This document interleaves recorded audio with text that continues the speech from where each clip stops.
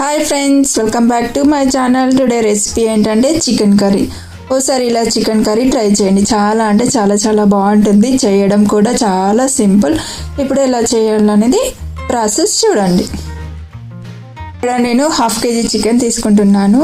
ఇందులో నిమ్మరసం ఉప్పుతో 2-3 సార్లు మంచిగా క్లీన్ చేయండి. నీచు వాసన అనేది రాకుండా ఉంటుంది, జ్యూసీగా ఉంటుంది. మళ్ళీ 3 టేబుల్ స్పూన్ల కారం, 1 టీ స్పూన్ సాల్ట్, ఇందులోకి 1 టీ స్పూన్ మసాలా, స్పూన్ ధనియాల పొడి వేసుకున్న తర్వాత ఒక 2 టేబుల్ స్పూన్ల ఆయిల్ తీసేసుకోవాలి. ఆయిల్ కూడా తీసేసుకొని ఒకసారి బాగా కలిపేసుకోవాలి. బాగా కలిపేసుకొని 1/2 అవర్ పక్కన పెట్టేసుకోవాలి. స్టవ్ పైన ఒక ప్యాన్ పెట్టేసుకుని 2.5 టేబుల్ స్పూన్స్ ఆయిల్ వేగాక తర్వాత ఒక పెద్ద ఆనియన్ని ఈ విధంగా సన్నగా కట్ చేసేసుకొని ఫ్రై చేసేసుకోవాలి. ఆనియన్ని కూడా సిమ్లోనే చేసేసుకోవాలి, పెట్టేసుకోవాలి ఫ్లేమ్ అనేది. ఆనియన్ అనేది కొంచెం ఫ్రై అయ్యాక ఇందులోకి సన్నగా తరిగిన పచ్చిమిర్చిని యాడ్ చేసేసుకోవాలి. కొంచెం కారం ఉన్నవే తీసుకోండి. వీటన్నింటిని ఇప్పుడు ఒకసారి బాగా కలిపేసుకోవాలి. తర్వాత 2 నిమిషాలకి ఇందులోనే అల్లం వెల్లుల్లి పేస్ట్ వేసుకోవాలి. ఒక హాఫ్ టీ స్పూన్ పసుపు వేసుకొని ఫ్రై చేసేసుకోవాలి. ఒక 1 to 2 మినిట్స్. తర్వాత ఒక మీడియం సైజు టమాటోను ఇలా చిన్న ముక్కలుగా కట్ చేసేసుకొని వీటిని కూడా బాగా ఫ్రై చేసేసుకోవాలి. మీ దగ్గర ఒకవేళ స్ప్రింగ్ ఆనియన్స్ ఉంటే స్ప్రింగ్ ఆనియన్స్ కూడా యాడ్ చేసుకోండి, బాగుంటుంది టేస్ట్ అనేది.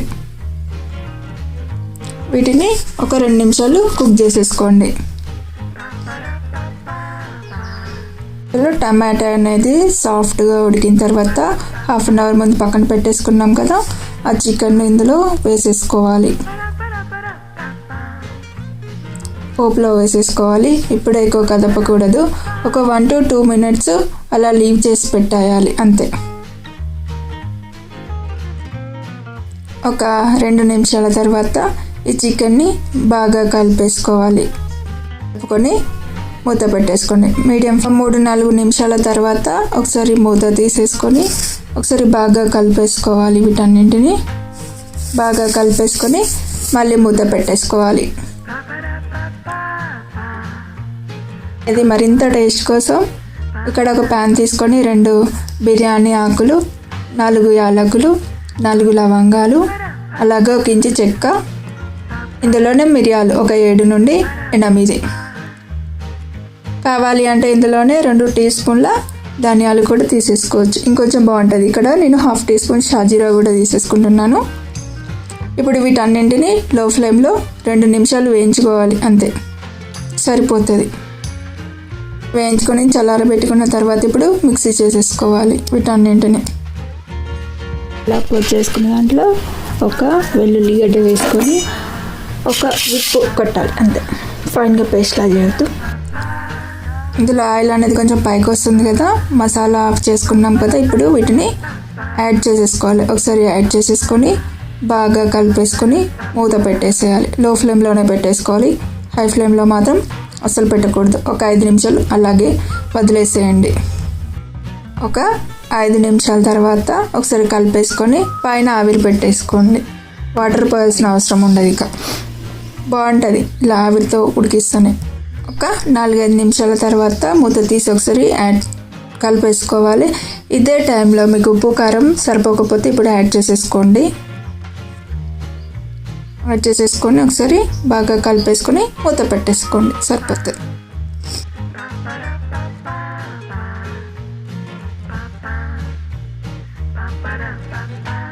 నాలుగు నిమిషాల తర్వాత చూపిస్తున్నాను. ఇందులోకి కొద్దిగా కరివేపాకు, ఇందులో చికెన్లో కరివేపాకు అనేది చాలా బాగుంటుంది.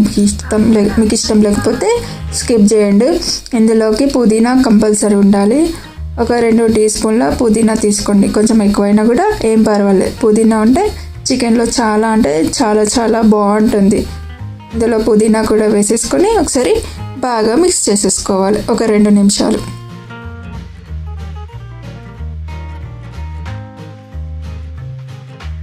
ఇప్పుడు ఒక 2 నిమిషాల తర్వాత చూపిస్తున్నాను. ఇందులోకి గీ యాడ్ చేసేసుకుంటే బాగుంటుంది. మీకు ఇష్టం లేకపోతే స్కిప్ చేయండి. ఇందులోకి నేను 1 టీ స్పూన్ గీ యాడ్ చేస్తున్నాను. గీ టేస్ట్ అనేది బాగుంటుంది చికెన్లో. ఒకవేళ మీకు ఇష్టం లేదంటే స్కిప్ చేసేసుకోండి, ఏం పర్వాలేదు. గీ లేకున్నా కూడా బాగానే ఉంటుంది. ఒకవేళ గీ వేసుకున్న తర్వాత బాగా మిక్స్ చేసేసుకోవాలి. బాగా కలిపేసుకొని మూత పెట్టేసుకోవాలి. సిమ్లోనే ఉండాలి, హై ఫ్లేమ్లో పెట్టకూడదు. 2 నిమిషాల తర్వాత చూపిస్తున్నాను. ఇందులోనే 1 టీ స్పూన్ మసాలా తీసుకోవాలి, ధనియాల పొడి. కావాలంటే మీరు గరం మసాలా కూడా యాడ్ చేసేసుకోవచ్చు, లేదంటే నార్మల్ మసాలా కూడా యాడ్ చేసుకోవచ్చు. చికెన్ మసాలా యాడ్ చేసుకుంటే ఇంకా బాగుంటుంది. చేసుకొని 2 నిమిషాలు మూత పెట్టేసుకోండి.